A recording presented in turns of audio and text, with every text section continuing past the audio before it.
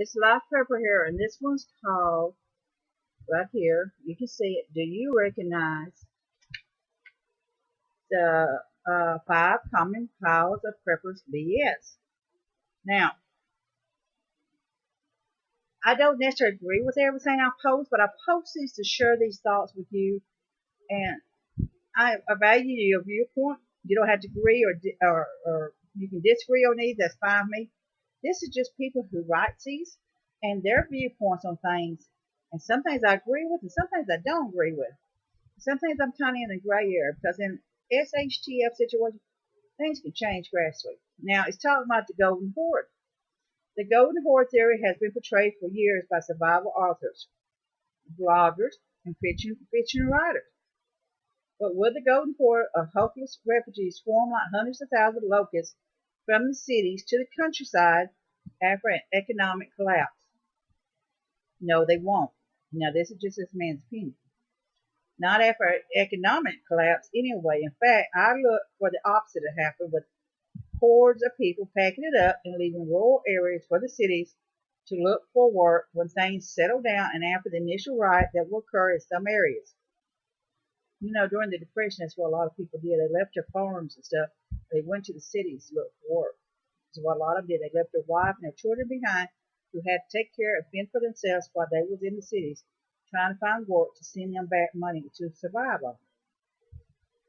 Recent examples of this happening after economic collapse includes present-day Greece, Argentina in 1998 through 2002, the former USSR in the 1990s, New Zealand in the 1980s, and the U.S. Great Depressions of the 1930s, as I was talking about. In all the examples given above, none saw a huge influx of refugees fleeing the cities to the country, but the opposite reaction with people leaving the rural areas for the cities in hopes of finding work. You can't believe everything some self-proclaimed survival experts told you in his fiction novel. Look at history as an example instead. History offers much more realistic examples of how events will unfold in the real world than do the fantasies of some delusional fiction author. Now remember, this is talking about economic collapse. This is talking about economic collapse where people got to look for work and things and not heading to the countryside. Heading to the countryside and things in an SHTF situation involves like viruses, the zombie plague, as people talked about, even some of the cases of war or things in that area that may force people to flee the cities for whatever reason there is. So, so that there is something you got to think about. In fact, I don't see the Golden Horde heading towards the countryside at all. It says, unless the disaster is localized to the urban area that they are fleeing from, such as after Hurricane Katrina. Now, most of the supposed hordes will die or be killed in place, waiting on the government to come in and rescue them before they would head out for the countryside. So, we was talking, my son and I was talking about codependent. We as a society have become very codependent, and they want us to be codependent on them. So many of them is going to have faith and believe they're going to come and save them and take care of them and set up camps for them, and they will make an effort to do all this. But the problem is the food and the meds and all that is only going to go so far and last so long. And you're going to have people there that's in serious, serious health conditions. Once their med runs out, they're screwed if they cannot get more medicine and help in that situation to take care of them, no matter how minor it is or how serious it is. It says, yes, there will be some people who will leave the cities to try farming in rural areas. There will also be people leaving the rural areas for the cities in hopes of finding work. But after such an event, the cities will not enter into the countryside as you have been told. And remember, this is talking about economic collapse. This ain't talking about hurricanes or mother natures or viruses or anything. This is just talking about economic collapse, what people will do. In the long term, after economic collapse, there will be roving gangs of armed survivors from cities that will make trips into the surrounding countryside to raid homes, farms, and other sources of supplies, but it will not be the horde of hundreds of thousands that is foreseen by many in the survival prepper community. Those most at risk of attack by these type of raiders will be those living within 50 miles of major populated areas, but the further you are away from those areas, the lower the risk will be. we was discussing today too about all these cities. A lot of the populations is dense along the ocean sides and stuff, like Los Angeles, California, and New York, and Miami, Florida, and all this. There's going to be large numbers of people along these coastal areas and cities. So if you live close to a large city and you want to, you're a prepper or whatever, and you don't want to be that close to them, then you have to think about some of that. Now, if you work, unfortunately, more of us have to be forced to live in these areas. So it's something to think on. What are you going to do in a situation, or do you have a place you can go in a situation like that? Now, it's also said there is also a good possibility that the federal government will take resources from rural areas, food for example, and redistribute those resources to urban areas after economic collapse, a new form of welfare. So why would they come and take it when the federal government will do it for them? So that's where you fall in with the codependent thing. The government's going to come after farms, says this is done in the name of the government. They're going to load the trucks up. They're going to clean those fields off. So these people counts on this food to raise and make money. All their cattle out there, their beef cattle, they're going to load their beef cattle up. They're going to load their dairy cattle up. They're going to load all this stuff up, and they're going to take it into the city. So a lot of these people are going to be screwed in a situation. And then it says WORL, without the rule of law. It's another one of those events. Now, that is going to happen, of course. Now, it says this is it's just like the horse series. Writers have come up for years, but it does have merit in the real world. Well, the answer is yes and no. Let me explain. After a major disaster, there very well may be a period of time without the rule of law, but unlike what has been portrayed in the pages of countless survival fiction books and movies, it will, in all likelihood, be a short-term and localized event. Uh, when disasters happen, like over in Japan and other parts of the world, like Iran and all this, where the earthquakes happen, all that. They talk about how people pull together in these events, but also by the same token, those that pulled together, there was those that did loot and raid and take things in situations to survival, and some of them just flat out just stole it, just to be stealing it because they could in that situation. You know, it's nothing worse than a 300-pound man stealing a pair of some jeans and stuff that he can't even wear just because he can steal them. Because he figures later on he'll be able to sell them. He can use them as trade. So, and then I said, you see, most people want law and order and will work together to achieve that end. So that's what we're talking about too. Also, that groups will create their own law, their own, because there's got to be some kind of law involved in it. If you do not create some kind of rules in a situation, whether you've got 10 people or you got 100 people in that group, if you do not create a code of conduct and a certain amount of rules and things in it, you're not going to make it. You're not going to survive, and that's just the bottom line. If someone steals from the group, then you need to judge them, and they can be banished from the group. You don't, everybody gets the same amount of food, everybody shares, but if one's taking food from others, then they need to leave the group or something like that. That's what I'm saying in the thing of that. The thing with it's talking about mentioned above and where the majority of preference seem to be confused and trigger happy. We all hear and read it and contemplate, but is the sheep first crowd being realistic or simply feeding their Rambo fantasies with visions of using uncontrolled and unaccountable for daily forces? Some preppers are going to be like that. Some of them's going to be flat out gun happy. There is militant type groups. There is groups that has passed down from one generation to another. This is how they live. This is how they're trained. This is how they was taught. They are the bottom line. Nobody's going to come on their land and take their food. Nobody's going to do this without them fighting for it. So they have their own code. This does not mean they are necessarily going to go out and be gun happy on everything. And so that there is but that doesn't mean just preppers. This is people in general, period. Anybody could be like this. So you can't just put it all on a prepper saying they're all going to be gun happy, because they're not necessarily going to be. Many of them's going to be out there sharing things. They're going to be working with people and trying to help people to rebuild their lives in a situation. Another one is bugging out to the woods. If you read my article, Bugging Out versus Hunkering Down, then you already know that I am not a big fan of bugging out theory in general and plan to bug out to the woods to hide and wait out a disaster is suicidal for most. And you heard it. Suicidal for most. And we was talking about it. My son's been living out a backpack for years. He's traveled across the United States. He's learned to survive off the land and stuff. So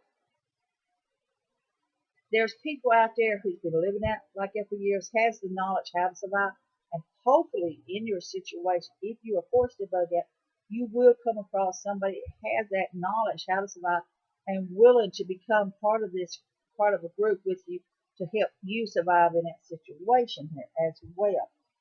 Uh, he says theory and planning to bug out was hide away out disaster. Then of course it said it's life, and then it's talking about come on, let's be realistic. Could you live in the woods with no outside support for 4 to 6 years?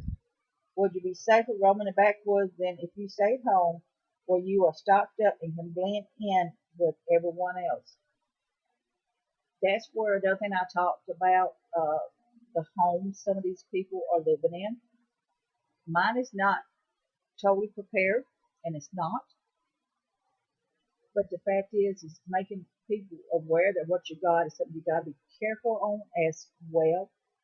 Now people see me growing herbs, they see me doing videos on plants, and I talk about nature and I make some things. So most people for them just seems that I'm just doing nature stuff and they don't bother me. They just think I'm a little touchy in my head, but that's okay. So the thing is too, you've got to be realistic. If you're going to bug in, you need to prepare your home with several self-security things, like ways to do your windows and replacing your windows if you can with triple pane windows or storm-proof windows. Even thinking about if you have the money to buy bulletproof windows and shatterproof windows as well, and also using type of shutters that you can slide down to secure it. So there's a lot of things you can think about on that too. If you decide you want to do a bugging-in technique, a house that's made of wood is not the best choice. You really want a brick house. Again, you got to think about fire extinguishers and all this other stuff if you choose to bug in. Plan to leave the familiarity and security of home to bug out.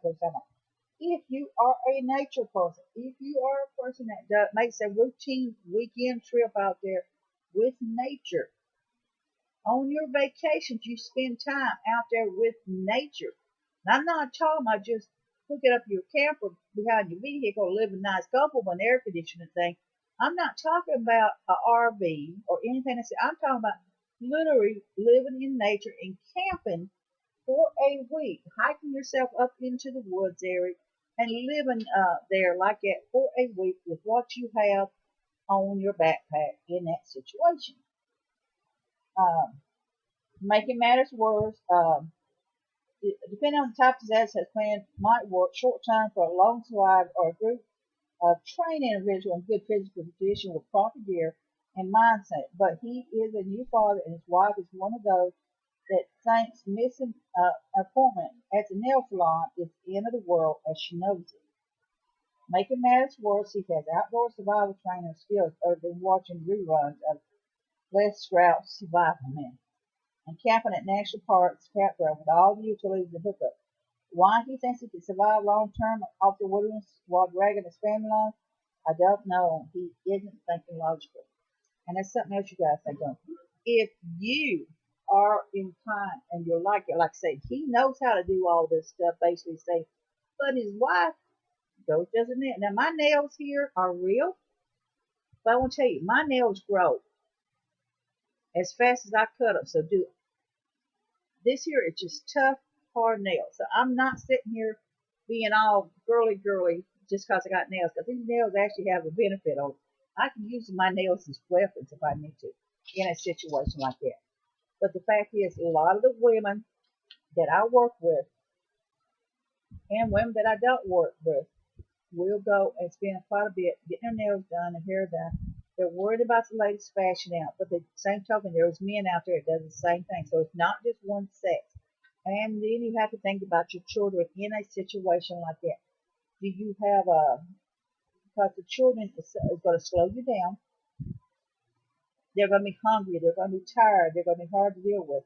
You need to think about how you're going to survive with all that as part of it. Being squared away in the wilderness. It says some survival writers suggest relocating as far away from people as possible.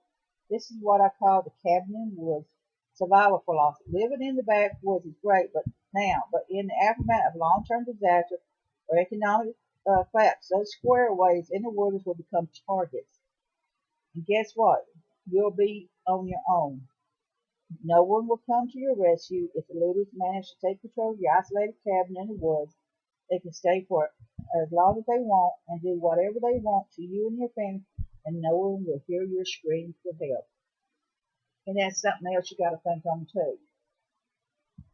On that again, that's involving security, involving having things you need to have in a situation, and it involves on are you willing to give that cabin up, let them have it, and relocate.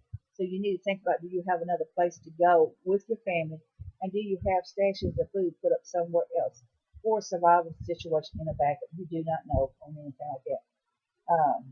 And it says, of course, robbers, murders, just will seek those isolated places out. But the thing is, too, there's another drawback on that. Many of these people who have no knowledge at all of surviving in the woods, who are city dwellers, 100% city dwellers, are not going to leave that city to hike out in the woods, hike out in the mountains without food or water or shelter and try to find an isolated cabin. The ones that's going to do it is the ones that have some knowledge on how to survive to begin with. Many of these city dwellers, and I mean full-blown city dwellers who has never been outside the city, is not going to leave that city because that is their comfort zone and that is where they're going to do what they are going to do. The only ones that will show up is most likely the ones who has no choice but to leave, who has some kind of knowledge how to survive in the wilderness. They are not going to hike through the woods not knowing where they're going for 5 to 10 or 15 days without someone in that group having knowledge how to survive. So what do I suggest that you do? It suggests that you find a small town or community and move there if possible. Get to know your neighbors and become part of the community if possible. Purchase from 5 to 10 acres of property and set up a mini farm, homestead, avoid going into debt if possible. This will give you the best of both worlds. You can have privacy and still be self-reliant on your land while still being close enough to neighbors to avoid becoming an easy target, and you can get help if needed. So, that's good. But we was again talking about society, how it's changed, how the neighbors have changed, where people just don't help each other like they used to in many ways. Now, that not saying it's not still there. I'm not saying it's not still there. But the fact is, it's not the same.